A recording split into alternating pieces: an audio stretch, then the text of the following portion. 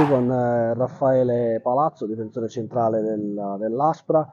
Raffaele, giovane Castelbuono che è riuscita oggi a battervi, però voi in alcune circostanze avete sfiorato anche il vantaggio con dei passaggi in profondità verso Marrone e verso Gio che in alcune occasioni sono stati pericolosi. Tanto ci sono da fare i complimenti a questa squadra, al Castelbuono, perché ha espresso un ottimo calcio. Poi nel loro momento migliore, dove noi ancora dovevamo prendere le misure, abbiamo avuto 2 o 3 occasioni da gol nette, dove magari facendo gol la partita possibilmente poteva cambiare, magari no, perché poi giustamente è fatta da episodi.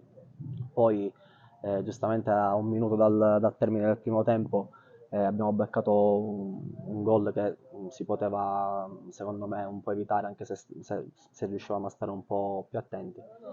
Diciamo questo gol alla fine ci ha un po' tagliato le gambe.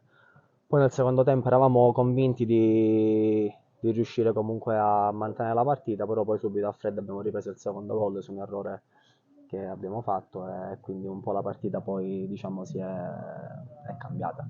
Situazione di gioco anche molto molto difficile oggi per l'Aspra perché tu sei stato ammonito nei primi minuti e quindi quando andavi in pressione sugli avversari, sugli attaccanti, non potevi diciamo, avere tutta quella leggerezza perché potevi anche rischiare di lasciare la tua squadra in 10.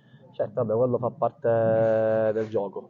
Poi dico, questa partita è stata comunque sono stati tanti episodi che secondo me dal punto di vista arbitrale potevano essere condotti in maniera un po' diversa. Abbiamo subito così tante ammonizioni che secondo me alcune erano ingiuste, anche la mia nei primi minuti non mi è sembrato un fallo comunque da ammonizione, però giustamente è inutile parlare degli arbitri.